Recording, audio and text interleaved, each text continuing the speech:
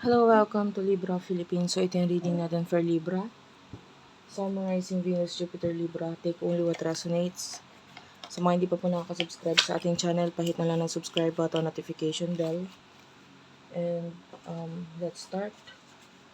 By the way, pa-comment sa baba ha, kahit po heart-heart lang smileys. And ito yung details if you want to book a personal reading. Habang piniprepare ko itong aking card na gagamitin sa'yo. Okay. So, this is for the sign of Libra. Summarizing Venus, Jupiter, Libra. Ayusin ko lang ang aking brightness para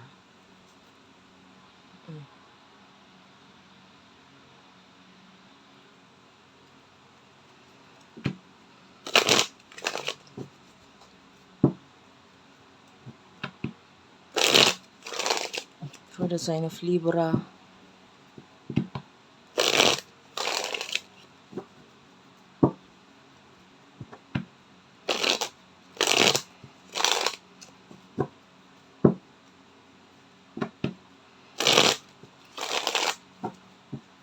For the sign of Libra.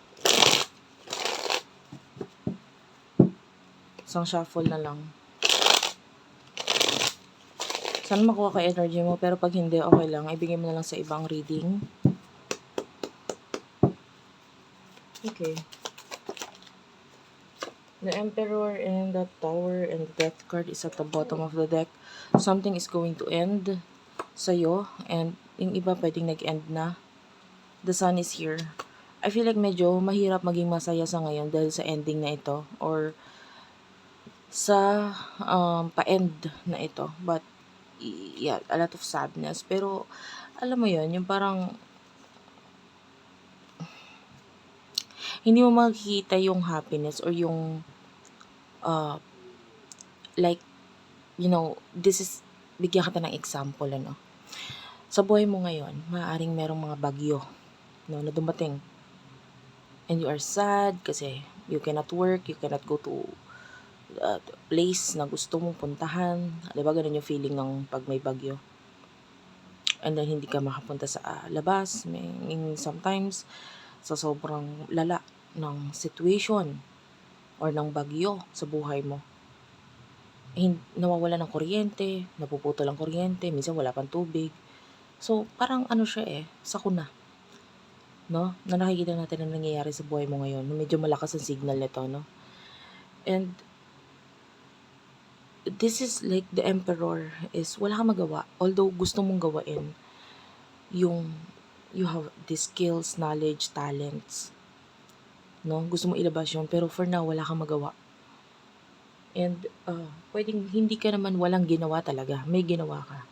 Pero pwedeng sa ngayon, wala ka na talaga magawa. Parang ito yung parang point na parang wala nang choice kundi sumuko or itapusin na lang. Ganon.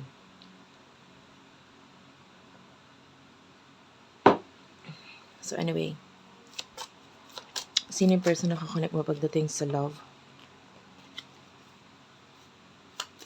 Person for the sign of Libra. The Page of Pentacles and the Knight of Cups. I feel like hindi ka dapat pang hinaan ng loob. The Wheel of Fortune is here. Ito yung person or people. I mean, this is not just love, ano. Sa realidad ng buhay. Yung mga dinadalangin mo, dinadasal mo. Problema mo, dinadalangin mo, dinadasal mo. Minsan, hindi naman direkta na sasagot sa'yo si Lord. Nasasabihin na, ito ang kasagutan. Ito ang pera. Kung pera yung problema ng iba. Ito ang pera. Sagot dyan sa problema mo. Hindi siya ganon. Meron siya mga taong dinadala to give you the support na kailangan mo. And I feel like there's these people, iba-iba ang ang age. I don't see a specific age. It could be young, it could be someone na may edad. There's no specific age. But definitely, itong mga taong to could be medyo mas mababa sa'yo. Or sabihin na natin, ikaw na mamroblema ka, pero mas higit pa ang mga pinagdaanan nitong mga taong 'to, puwedeng gano'n. Na parang yung problema mo wala pa sa kalingkingan ng mga naging problema nitong mga taong 'to. So, yun yung kailangan mong tignan sa buhay, eh, yung positive, 'di ba? Ikaw na mamroblema ka, pero may mga taong mas higit pa nagiging problema nila, pero kinakaya nila. Ikaw, kaya mo rin. Ay nakikita natin may mga support na ibinibigay sa'yo, not only by the universe, not only by the Lord God, yung pinapanalangin mo, but these people, talagang nandyan, dinala sa'yo, binigay sa'yo, no? Nandyan na support sa'yo ng universe, nitong mga taong ito. Kaya hindi ka ngayon dapat sumuko. And I feel like something is going to change. May magbabago, may mababago. Ano yung mga emosyon ninyo? Say, wait, this is not love reading this is love reading supposed to be. Pero hindi ko nakuha yung energy ng love reading. So I will just get cards ng kung ano yung mga lalabas na message dito. Okay? Kasi although love reading yung dapat gagawin natin, wala tayong nakitang love. So for some of you, wala ka namang love na kakonect, or maybe hindi yun yung message na kailangan mong marinig ngayon. Okay? So, gagawin ko lang yung mga makuha nating message dito, yun yung babasahin ko. Four of Pentacles and the Eight of Wands, King of Cups, the Five of Cups, and the Death card. What's with the Eight of Wands and the Four of Pentacles? The Magician. Okay.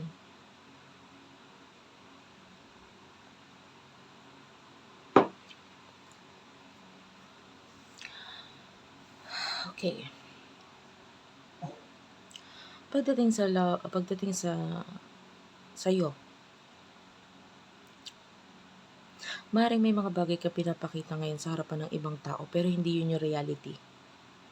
For now, pwedeng yung iba sa inyo, you're showing to these people, especially families, no, you're happy. Pero with the Five of Cups, hindi talaga ako masaya eh. Kasi may ending nga na nangyayari, or may nag-end nga sa buhay ko. So yung iba sa inyo ganun. Ang hirap maging masaya, pero pinapakita mo pa rin na masaya ka. The Four of Pentacles, kinikimkim or sinasarili mo lahat ng bagay. No? You're just focusing on money, but in reality, ito lang kasi yung dapat mo munang pag-focusan ngayon kasi hindi ka naman talaga happy pa. I can see broken-hearted energy sa iba, sa inyo.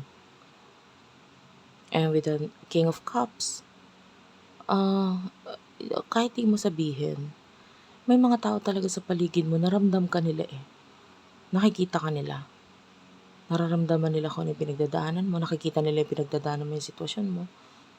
Gusto ka nilang tulungan. Maybe these are family members. These are people in your life na as much as possible, ayaw mo silang i-include or isali o isama dito sa pinagdadaanan mo na to. Pero parang kahit hindi mo sila isama or isali, andyan talaga sila eh. They are there to support you, to help you, to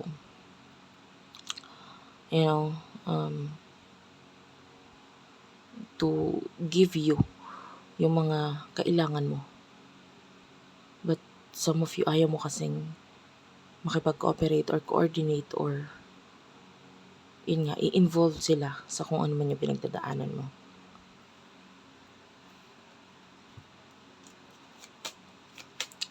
In the near future, ano yung message for the sign of Libra?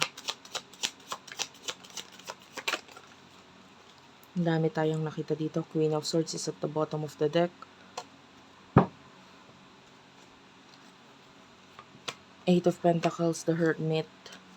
Ten of Pentacles, the Moon. Page of Wands, I can see, Seven of Cups. Alam mo, you just have to do something. There's Eight of Pentacles. This is you na nag-hard work ka, no? Ilabas mo yung hardworking mo, yung skills mo, talents mo, skills mo. Especially with regards to your home. The Hermit is your Virgo energy.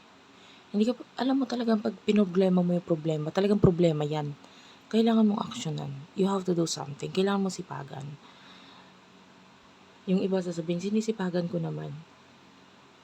But there's part of you na meron ka pang mas higit na mas magagawa pa dyan. The advice for you is galingan mo, ilabas mo yung galing mo. Now is the time na don't hide sa iyong shadows. 'Di ba? Huwag kang magtago, huwag mong itago, ilabas mo. Huwag kang mag-dream lang. Keep, a dream without action is just a dream. No? Kailangan na may action yan. Page of Wands is here. This is action card. Little by little, pag inilabas mo yung mga bagay na kailangan mong ilabas, like yung kagalingan mo, magbe-benefit ka niyan na there's this 10 of Pentacles. Alam mo, ito yung sinasabi na yung iba sasabihin, may mga manghuhula dyan sasabihin, yayaman ka. 'Di ba ganon? Halimbawa nagpa-reading ka, sasabihin nila, oh, yayaman ka. Well, ako, ganun ang nakikita ko dito. Pero hindi yun ang sasabihin ko sa'yo. Sa ngayon, sasabihin ko sa'yo, gawin mo yung dapat mong gawin para yumaman ka. Para makuha mo yun. No? You are a Libra. You are, ruling planet ng Libra is Venus, planet of love and beauty. And also luxury. No? I know because of the effect of other planets, yung iba sa inyo practical. But mostly, Libras, they do like luxury. They like, they like to have a house. Tapos hindi lang house, basta Diyos ko, yung iba sa inyo, more than yung mga plano sa buhay, mga pangarap sa buhay. The Lord, the universe will give it to you. Trust me. And trust yourself. Hindi lang ako. Diba? Paniwalaan mo yung sarili mo mismo. Kasi kung ikaw mismo pinanghinaan ka ng loob, hindi mo pinaniniwalaan ng sarili mo, paano maniniwala ang tao sa'yo? Paano mo maabot talaga yung pangarap mo kung ikaw mismo alam mo sa sarili mo, hindi ko ito maabot? Ikaw mismo dapat pumosh sa sarili mo kung gaano ka kagaling mag-push sa ibang tao para gawin nila yung best nila. Diba? Magaling kang mag-coach, diba? Magaling kang sabi sa kanila, kaya mo yan, ganito, ganyan. Ina-uplift mo yung spirit nila. Pero ikaw ngayon, napapanghinaan ka ng loob. So ngayon, hindi. Challenge lang yan, kaya mo yan. In the end, I can see you being successful. Pero hindi kita isasabihin agad na magiging successful ka. Sasabihin ko sa'yo, may kakayahan ka para gawin yon. Pag yung makuha yung success na yon, money na yon, achievements, wealth, whatever you want in life. Pero syempre, sipagan mo muna. Galingan mo muna. And then the moon is here. This is Pisces energy. I feel like in the future, you will be the moon. Ano yung moon? Surrounded ka by with the darkness. The darkness is yung mga history mo. Hindi maganda. Negative. Pangit. No? But definitely, kaya ka lalong mas magsha-shine. 'Di ba ang moon, mas kitang-kita siya sa taas, or when you look up, mas mapapansin mo yung moon. Kasi maliwanag yung moon. Ibig sabihin, ikaw, ang dami mong history hindi maganda. But in the end, pag natutunan mong mag-shine like the moon, na ilabas mo yung kagalingan mo, you will be the moon. Mapapansin ka, titignan ka ng lahat, titingalain ka ng lahat. No? Unlike the sun. The sun is ever since. Sila yung mga parang, the sun is like ang history, yung yung mga, parang yan yung mga tao na pinanganak, maliwanag agad or maganda agad hanggang umidad, maganda ang istorya ng buhay, maganda pinagdaanan sa buhay. Ikaw hindi. Marami kang negative na nangyari sa buhay mo. Pero huwag kang magtago sa likod ng shadow mo or ng ulap, kumbaga. Ilabas mo yung kagalingan mo. No? And you will definitely shine. Okay? So, yeah, wag mong i-compare ang sarili mo sa iba, pinagdadaanan or na-accomplish ng iba. Yun nga, katulad ng the sun. Yung sun, almost hindi mo na makita yan, hindi na mapansin yan eh. Why? Kasi, maliwanag yan, especially pag katiri ka ng araw, diba? Hindi ka naman makatingin sa taas. Hindi mapapansin. But you, mapapansin ka talaga. No? Pagdating ng araw or in the future, in the near future, malapit na. Malapit na. Huwag ka bang hinaan ng loob. Thank you for watching. I love you all and bye-bye.